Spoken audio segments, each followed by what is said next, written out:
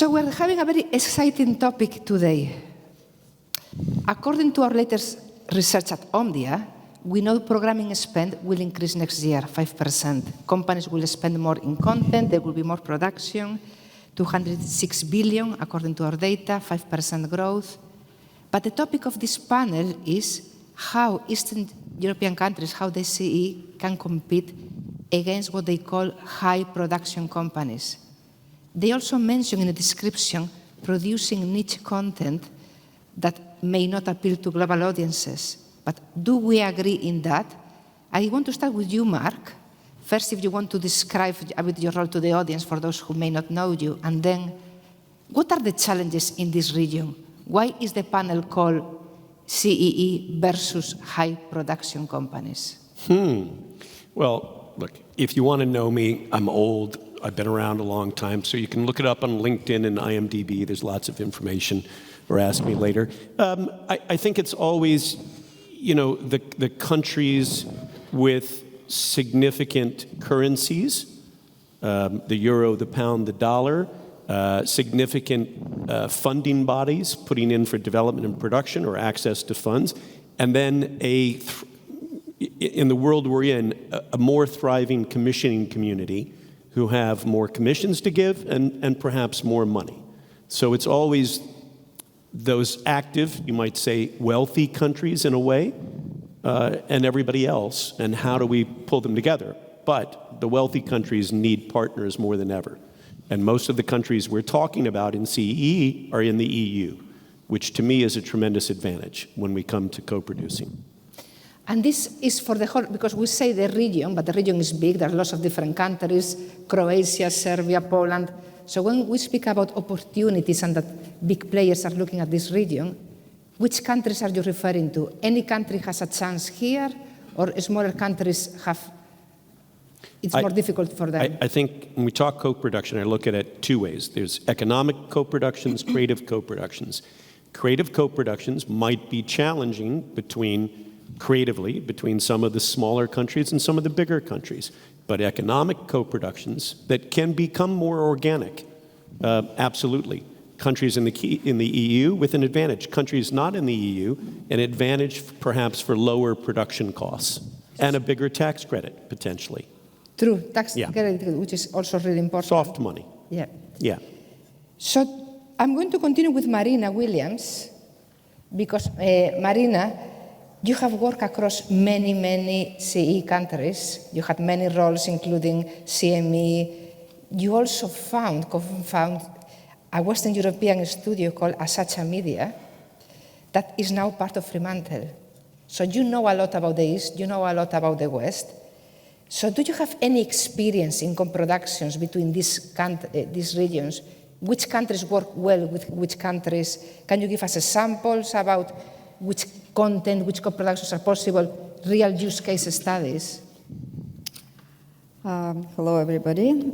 Thank you, Maria. That's true. I love this region. I started my career in Central and East European region. I used to distribute CNN International in those days when actually most of the channels were focused here on acquisitions and hardly anybody could dream about original productions. So it's really exciting to see how vibrant the market is, and I've been also in a jury session here to see the output of the content which is produced in the region. Talking about the co-pro, it's never easy, I have to say. It's never easy to find the right script, the right story, which would bring partners together. So to me, it's actually starts at a very early point, when before you even think about money, but money is important. So maybe the best example as of recent is the first ever co-production which happened between Spain and Serbia, which I happened to actually look after and put together the deal, very much thanks to Serb Telecom here and my long-standing production partner, a company called Adrenaline, which was absolutely unbelievable, but the story came from Spain. And I was approached by Plano Plano, a Spanish company, quite prolific company, and they had rights for the book by Juan Doradas.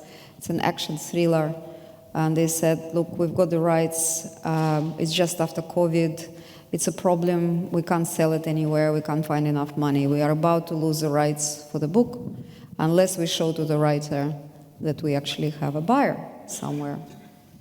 So I started to research where the book was successful, so talking about co-pro, you know. So to my surprise, I discovered that the book was an absolute hit in the Balkan territories, and especially in Serbia.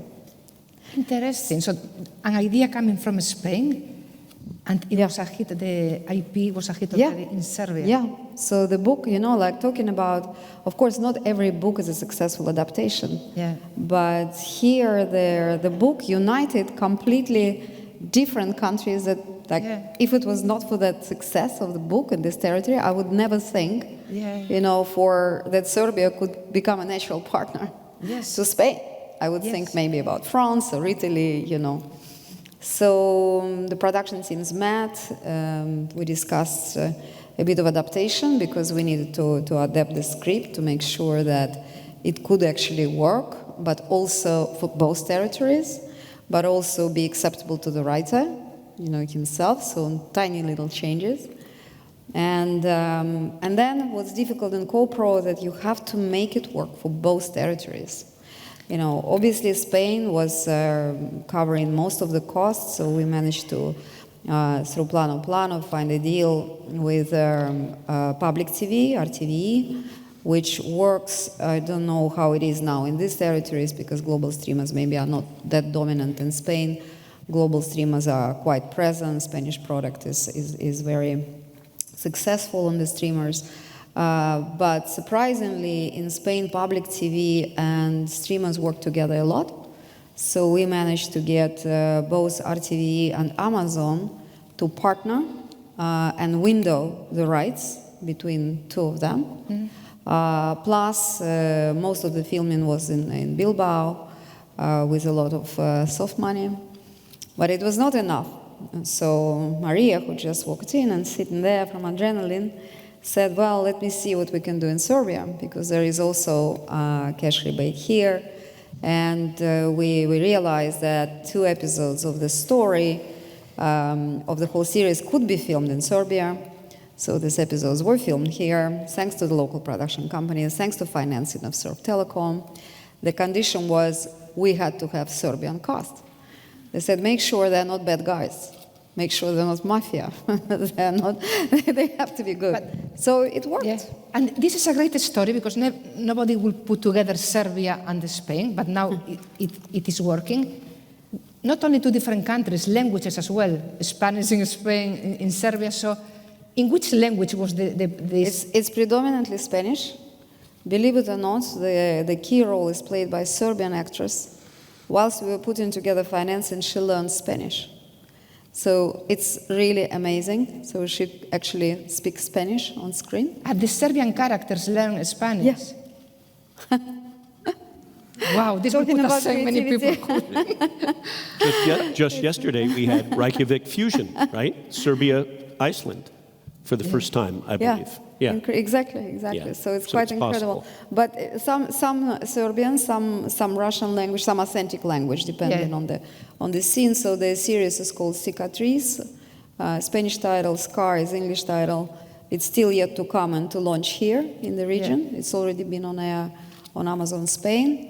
And I don't know if I can actually disclose this, but please.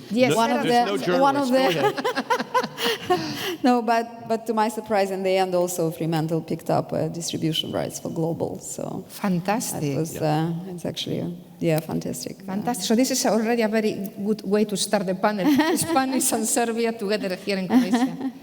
So I'm going to move now to you, Steve.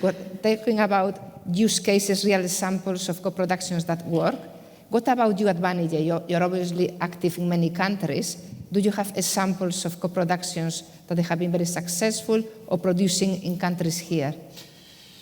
Yeah, I wouldn't say that we've seen any co-production yet within the Banijay companies. It's just brief. I'm very old as well, but basically my job is sort of creative support around the different Banijay companies. So I have a kind of very broad but very shallow view of quite a lot of different places. And I would say I haven't seen anything yet of any co-productions with Central Europe. A lot is being talked about service production now. This is everywhere with the very different things. And I would say to Central Europe, a massive advantage is your rebates and crew rates are very different. So there's been examples of some people shooting things in different countries, but not as much as I would like to have seen so far. But what's interesting is that the only country that Banijay has a presence in Central Europe is Poland. And from my time at HBO Europe, I think we were well aware of how the maths work, which is that what we learned really was that Poland's a sufficiently big country that if you ever hit in Poland and only Poland, then it's a hit, and that's okay, which is very different for the countries with a smaller population. So I think Poland is very vibrant and strong at the moment. We've got new... We've got Gosia has just taken over Endemol Poland, and they've just done a new version of Penosa, and that feels very, very positive. Smaller countries definitely need to find ways to work together. You mentioned this show, Penosa. Can you tell us a bit more what is this show about that you're doing in Poland? They've had to localize it quite a lot. It was a Dutch format that came out of NL Film, I think, and they did 3 series in the Netherlands. And then Poland picked it up, to be fair, quite early in the game. When Jonathan and I were starting 100 years ago in Central Europe doing our originals, Poland did a version of Penosa. I did it. So, yeah. When I used to manage Endemol Poland. Oh, did you? Okay, right. Well, you did it then. You know better than 100 years me. ago as well. And then I think they did 2 in Poland, and there's been a hiatus of about 8 years, so they've had to deal with the characters. But it's great to see them do it. But you said something interesting, and before I move to our Polish panelist, if a show is a big hit in Poland, that's okay because Poland is big enough. Are you saying that other Eastern European countries, they need to create content, not focus just on their country, that they need to make it, because many people complain about this term local content that travels, because then it may lose the authenticity of that region. So when you said Poland can afford to have a hit for their country, do you think other countries shouldn't keep their local flavor because they need to be thinking how this content will travel before? No, I mean, this is the ball game, what you're talking about. I think it's a balance, but it's a balance that should really be in the direction of the creative. And they're all saying local at the moment. That interview with the guy who wrote The Chestnut Man in Sweden, they're all saying the same thing. Essentially, I mean, my God, we tried. We tried. Why can't we do something to punch out? Why can't there be a Nordic noir coming out of it? Now that everything's much more complicated now. But I genuinely, truthfully believe, I don't know anything about, I'm not a finance guy, I don't know how much you can raise here and there, but I do know that a project doesn't have a heart if you try to overthink making it too international. So that is my mantra, is if you want to make a show out of Serbia that has got a chance of punching to an audience internationally, the thing not to do is to try and make it less Serbian. Now, I know there are language issues, I know there are financial issues, but the truth of it, in terms of writing, if it doesn't have a heart, it doesn't have a heart. I really believe that. Sure, advice to writers and producers, a genre shape, a genre engine. People want to recognize it as a cop show or a conspiracy thriller or something like that, but that doesn't mean taking out those tones and textures. And believe me, I thought about this a lot over the last 10 years. Fantastic. Would you agree, Mark, as well? Yeah, absolutely. I mean, look, I'm an American/Brit now. I guess I should have said I didn't just waltz into this region. Before I warmed up the plate for Steve at HBO, I started HBO's original production in this region in late 2008. And the wave was coming this way across the sea, the Adriatic and the Med, from the US and the UK. And I kept telling them, it's going to bounce back, and it's going to start coming the other way. It will come. I mean, we are still early, but we know that the great leveler for me is production value. We all use the same cameras. We all have access to the same editing software. So we can, in this region, we can reach the production values of many and any other countries. And now you're seeing a growing creator community. And increasingly, yes, while English language is the dominant language of finance and distribution of the moment, we all know if you talk to people way younger than me, they don't care what language it's in, right? They're watching programming from around the world with the original language on. So the moment is coming that Serbian language, Croatian language, it won't matter. If it's a great show and it's well produced, we'll be watching it across the world. So we're looking for those local shows, but with a sameness, but a unique entry point. There are great thrillers coming from the region. There's great IP and books. It just may not have the notoriety yet in the English-speaking world. And you were talking about that when we had our catch-up about languages. Yeah. Should these countries focus on producing in English, or they should go with their own language? Although when it's a co-production, it can be more challenging, like maybe one side have to learn the other side language. But for you, is it okay if it's not in English, or is easier if they produce it? Look, currently, it's more advantageous if it's majority English or English language. The countries that commission or co-commission or buy with the most dollar, euro, pounds are largely those English language countries that don't have a lot of dubbing or subtitling in prime time yet, but it is coming. So that's for a certain show. On the other hand, I would say I don't care what language it's in. If it is the right kind of material, right production company, perhaps has the right anchor commissioner, some soft money, then we can begin to build a basis for it as a co-production outside of the territory or the region. So we talk a lot about Poland, so I'm going to go to you now, Carolina. Do you feel very proud, or do you think it's very easy to be in Poland because it's such a big country, so a hit in Poland means a lot? How is the situation in Poland? How would you describe production in Poland at the moment? So, as you mentioned, the Polish market is the largest in the CEE region. And of course, it impacts also to TV and film production. Last year, we produced more than 350 films, and we spent €500 million. And of course, it places us in top 10 in European countries. But I think that we still have a lot to improve, and especially in terms of international co-production. And the competition is huge, even in the region. For example, Hungarian and Czech Republic has better condition of co-production than we have in Poland. So I think that we should change something. But of course, because we are a huge market, so we are the leaders in the region. So most of your content you produce just mainly in Poland, or are you doing any co-productions with any other countries here, like with Serbia, Czech, or mainly Polish from Poland? Today I spoke with one colleague from Croatian television. Ah, very good. And he told me about our documentary film. We collaborate with Croatian public television. And the title is... I forgot the title, I'm sorry. But still we have this kind of collaboration.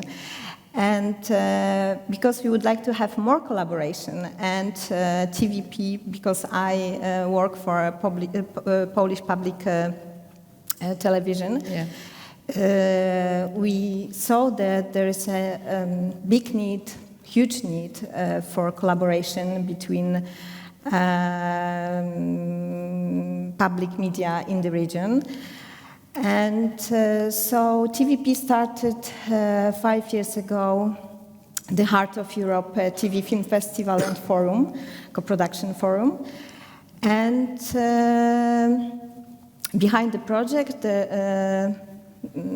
there's we'd like to have a space to meet people, to collaborate with them, to showcase their projects, to showcase their programs, and so we try to do our best.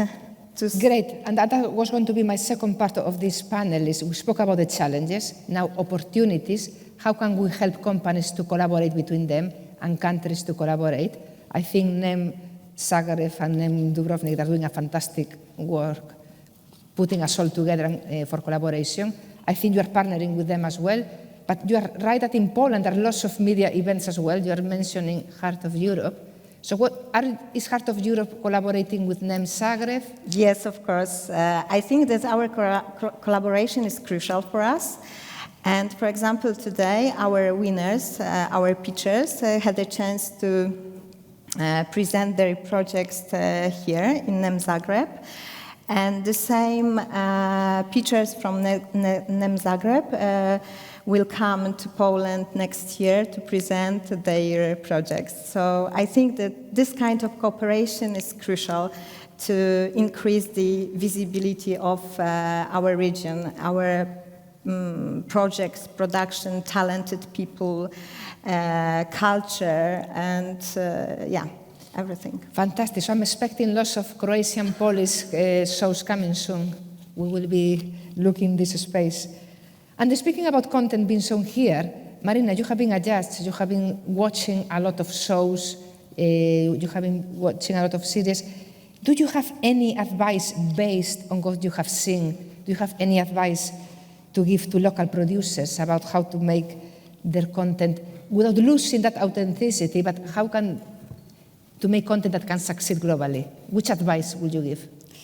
I think it depends which criteria you use for advice. Like for when jury sessions happens, I think it's very interesting because the categories are not always maybe clear, and it's very difficult to judge because I watched some series which are so good.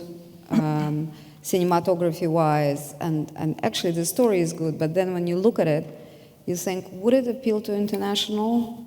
Maybe not, you know? And it becomes very difficult because you see that actually it could be very appealing. It's a true story from the local market. It may be set in the rural environment, and you can see that culturally it would associate so well with the local viewer. But if you take it to international, it would not work. So rating, shows like this is very hard. So I would think, if you ask me for advice, it depends what is your target. If you're targeting your local viewer, for sure do the best for your local audience because this is your prime audience. If you have ambition to go beyond and also make it more international, then there have to be more thought on the script, which you create, and also looking a bit more at the trends around the world as to what is in demand today, both from the viewer point of view, but also from the sales point of view. What sells better? Is it procedural? Is it romance? Is it historical? Like where would it fit from economic point of view, from viewer point of view? And I think sometimes they're working with Western writers or showrunners help a lot to shape up for younger producers. I know it's expensive, and maybe there could be models in the future where that kind of collaboration could be, not on a major financial scale. We have example, actually, one of my partners at Asasha Media is a writer, Tony Jordan, and he worked here in Serbia, and he created a show called Besa, which went with 2 seasons, potentially maybe the 3rd season will happen.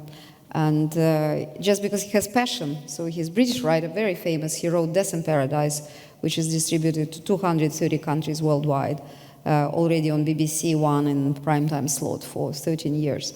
So he had this experience to create in Serbia a script writing room, and he worked with the writers a lot to shape it up to a really good level, Fantastic. So, yeah, if there is an opportunity, I think that's advice, maybe, if you want to make it more structured and more international.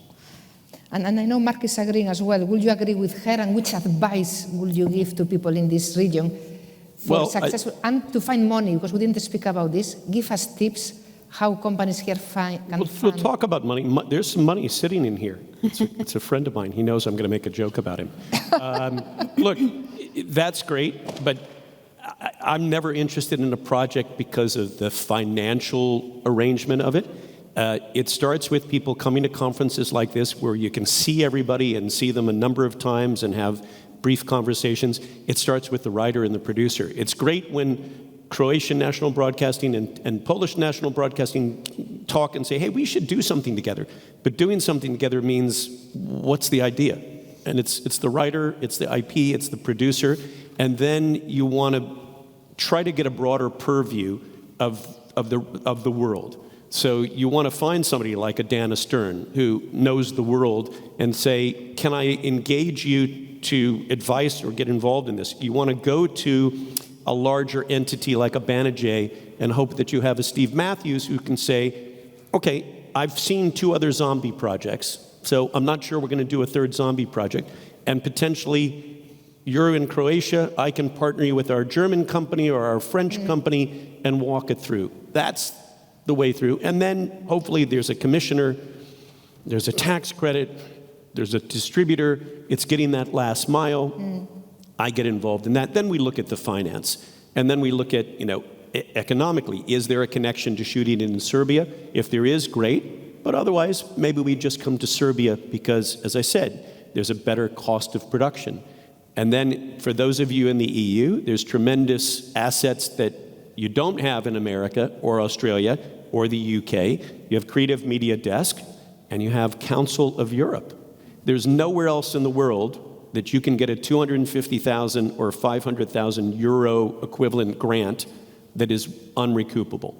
I joke and say Alex has free money, but he has free money. Granted, your taxes may be paying for it, but those kinds of resources don't exist in much of the rest of the world. So the more we can connect something to the EU, the better.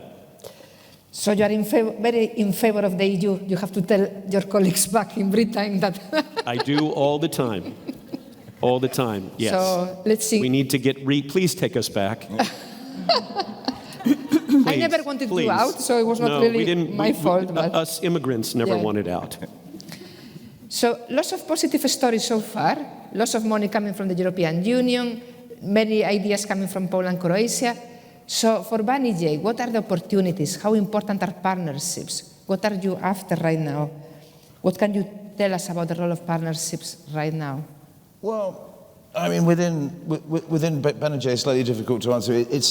What I like about Banijay is that they seem to me to have been quite good at buying a whole load of production companies and then leaving them alone to carry on doing what they're doing. And it's not a million miles away from what we experienced before at HBO Europe, really. When you have a kind of silo structure, they don't naturally talk to each other. And that's part of my job, is you need to talk to these guys, you need to talk to these guys. What I see happening is sort of what I expected, is that as this contraction or whatever we're going through happens, you find that the countries like Netherlands and Belgium, the smaller countries, have a residual memory of, oh yeah, we used to do co-productions. That's how we survived through the 90s. And they remember how to do it. And they're much faster to find entrepreneurial ways of like that plus that. And that takes me, we shoot it there and a bit of an MG. They're much quicker to it. It's the bigger countries, I won't really name any, who are less good at the natural co-production thing and suffering a little bit more. So that's part of my job. It's not for me to tell the companies what kind of projects they should be doing. They'll know their individual buyers better than me. But broadly, we're all saying the same kinds of things, which is, keep it local, keep it real, keep it chewy, keep it human, but give it I mean, I noticed that the word niche in this. Yes. Yeah, bad word. Never use it. I think it was, yes. The only word worse than the N word is the A word, which is art house. These are the slight reputational things that Central Europe needs to shake off slightly, I think. Yeah.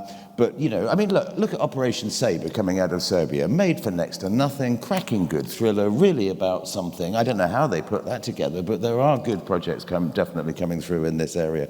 I wish we had more presence in this arena.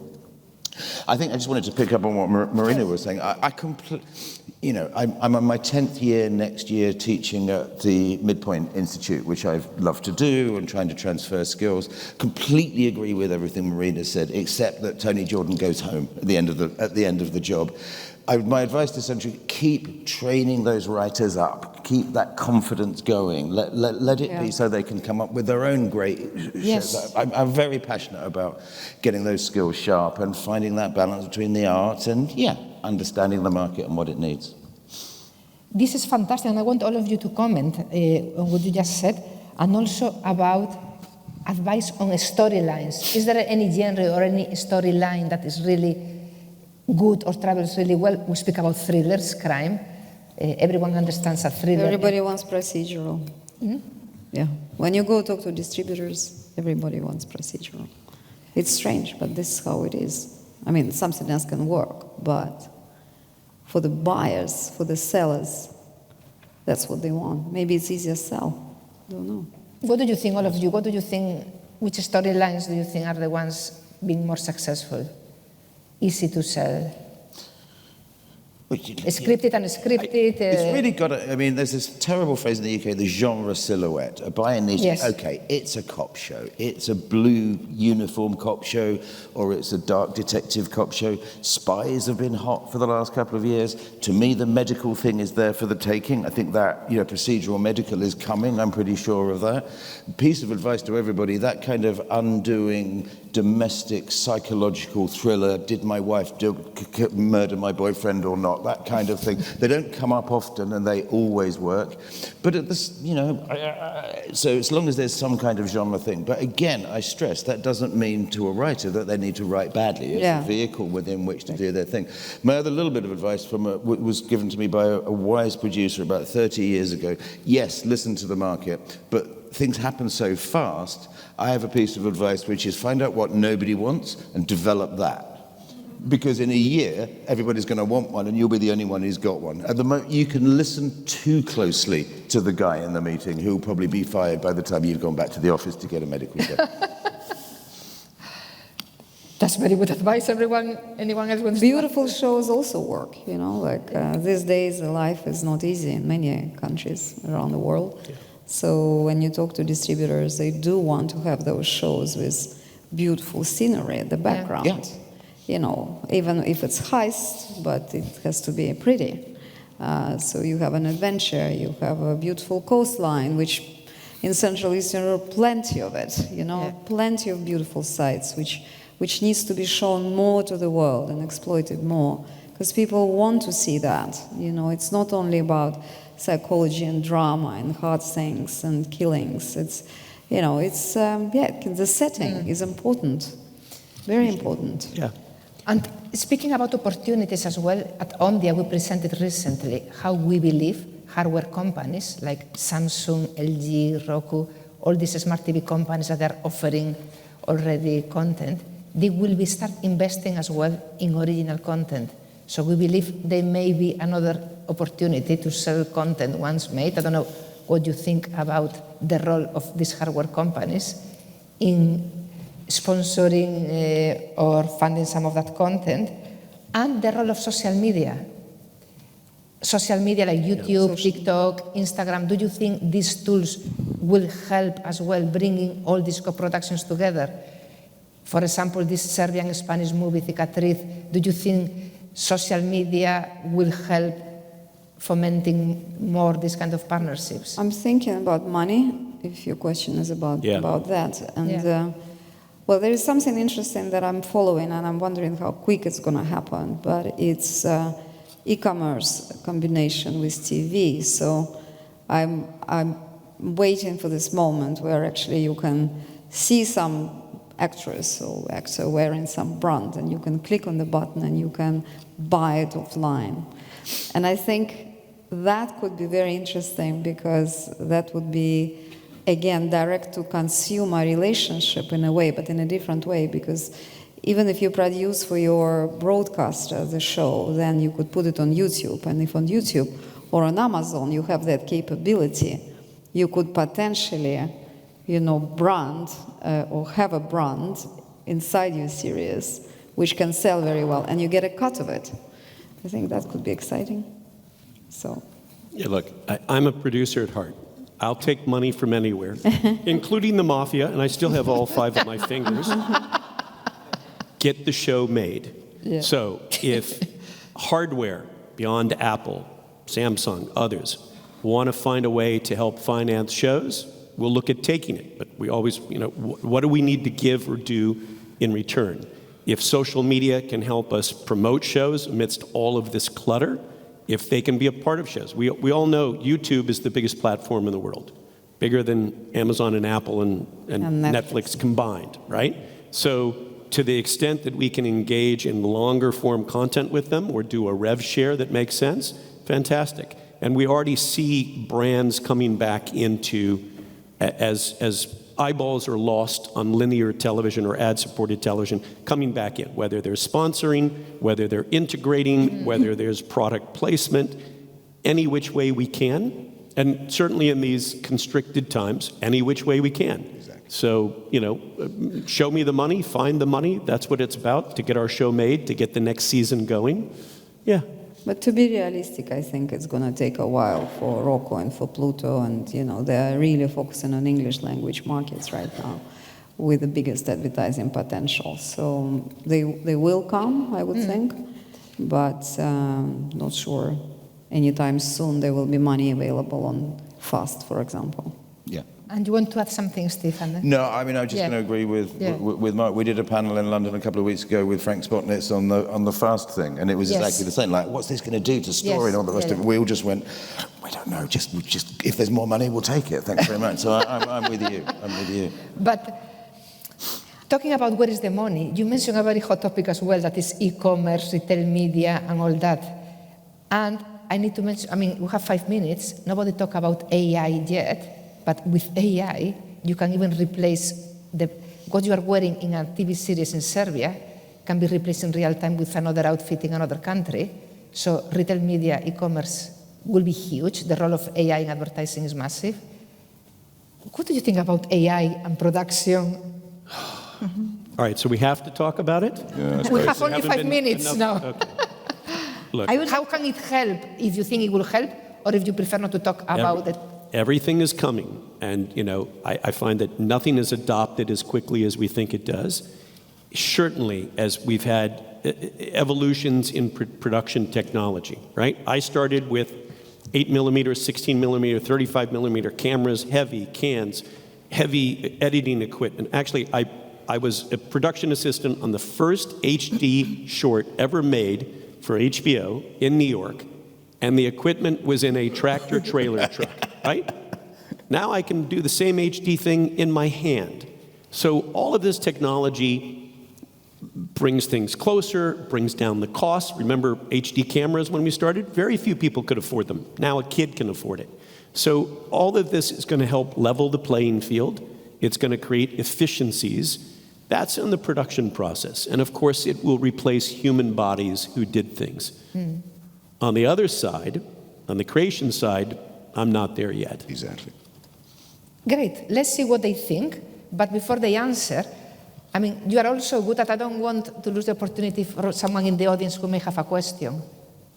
They told me there are no questions from the audience, but do you have a question? But you're a rule breaker, so. No, because, you are saying so many interesting things, and you're being so honest that maybe someone has a question. Yes. Hi. Great discussion. So I just have a question for Marina. How much time passed between the moment you were approached with the book and the first shooting day? Like, how long did it take to set up the whole thing? Over a year. Oh, that's it? That is fast. Oh, Quite that's fast. really I thought short. 3. I said 3. So for Vanilla, it's 3 years on average. I think from idea to screen, less than 5 years is unusually fast in my experience. Oh, wow. It's No, but- glacial. Yeah. This It was quite a unique situation because the writers who were adapting the book, they were writing the scripts before the commission was taken because they were on the payroll of the production company. So that obviously advanced the whole process because, we could start production when scripts were practically ready. So, yeah, it was quite lucky. Okay, well, that's pretty cool. And I just wanted to say, concerning like the languages that you were talking about, and the fact that today it's like very open and people watch, series in all sorts of languages. First of all, you can get them dubbed, if you don't feel comfortable in reading subtitles anyway. And then lately this year, there were huge hits with Lydia Poet, you know, the Italian series, and of course Casa de Papel, which is in Spanish. And then we had this Iranian series, The Actor, which was in Farsi. So, I mean, you could watch it in Farsi or in French or in English or whatever. But it was, you know, in something completely different from a different country, with a different culture, with a different idea of concept and stuff, and it was a huge hit. So, yeah, just wanted to say Absolutely, I think the idea can come from absolutely anywhere, you know, and they will continue coming, and some series from Central Eastern Europe will surprise us one day, will take us by a big surprise, and most importantly, will take by surprise the global streamers, who today, you know, it's hard to sell to them because they always try to put your pitch into a certain box, you know. So where is it? Where do we have the budget? What's important for us? You know, which region? It's not that simple, but you have to keep trying. I truly believe so. Nobody ever thought Turkish would be so big. Nobody thought Korean would be so big. You know, Spanish, okay, because a lot of Spanish population. So there is definitely opportunity. No, the breakthrough hit will come from this region. Definitely. I mean, nobody knew Israeli shows, and think of the success of a small country. You mentioned South Korea, which we all know now, but we didn't know then. And I think I said in a room of TV professionals like you all a few years back, you could probably name me now some Indian TV shows. You couldn't before, unless you were part of the diaspora somehow. So they're traveling, and it will be a moment when, whether it's Serbian, Croatian, Slovenian, you name it, it will break through, and we will take note of it around the world. And again, I have to say thank you to Netflix for this, because even for Spanish content, people only thought about the Spanish telenovelas. They never took us serious for anything else. So it was thanks to Moniface, Netflix, Amazon, to a degree, some of the others. Netflix more than Amazon and anywhere else, the percentage of content that they have in other languages is incredible. Incredible. While other players like Disney, they even said recently in the recent call, we don't really bother that much in other content outside the US because we know our content travels really well. So different studios have different mentalities. See, technology really helps, because technology, okay, on one side maybe it's sad, it eliminates the distribution people in a way, right? Because it delivers content to your home. You go to distributors, they will say we want English language product. But you know, when you look around the world, there are not so many English-speaking people, even in Italy or Spain or France. Every language is foreign to them and need to be dubbed. So don't, you know, keep pushing, because every product, even English product, is dubbed to another language. So, and if it become a hit in Asia and starts from there and become popular there, it's already an opportunity. So streamers and technology cut off that kind of people factor, because for distribution people it's always easier to sell English. They understand it better, they read it better, it's common language. It's a lot more difficult to sell as a distributor South Korean drama. Guess what? It arrives to your doorstep and you love it. So I'm sure you will surprise. Exactly for the moment. Exactly the same as us. Within Banijay, Banijay writes primarily would like English language stuff, but across the footprint of Banijay, 75%. 75% is non-English language. I'm proud of that number. 75%? Of all Banijay scripted is non-English language. That's great. I like that. But the money would look like a different percentage, I guess. But what that says is, at least in the world of television, and in my international career of the last 20, 24 years overseas, the world is getting flatter. It's getting flatter, and we're all growing towards one another. So the moment is coming for this region, where in South Korea, they'll be watching your show. In America, they will be watching your show. It is coming. Fantastic. We are now in minus 000. So to close this, 45 minutes disappear very quickly. You have 30 seconds each if you want to say the last statement. An advice, a prediction. You have 30 seconds. What would you like to say to this audience? Hold your nerve. There you go. Very good. I'm deferring to Marina. I got to think about it. No, I think you should also think about movies. You know, we keep thinking about dramas. I think it's far easier to get through to especially to the global streamers with the movies today. Look at Poland, you know. The first hits are actually movies. They are not that high budget, 1, 2, 3 million maximum. Meanwhile, they trend in the top 10 global audience. Movies, something you should think about for streamers. Fantastic. My advice.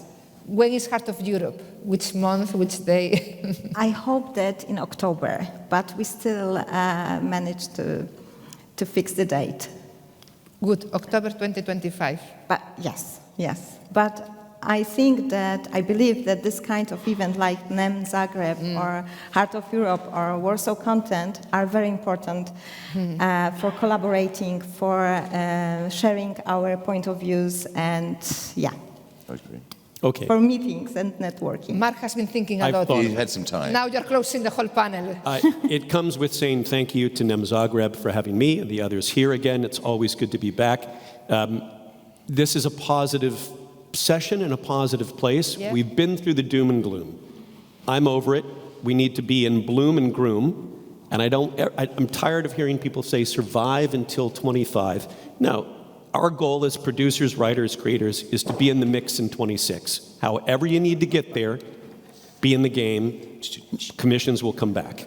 Actually, if I may say something else, the advantage of Central Europe is huge versus Western Europe in relation to free TV. You still have another 3 to 5 years of really powerful viewership on free television.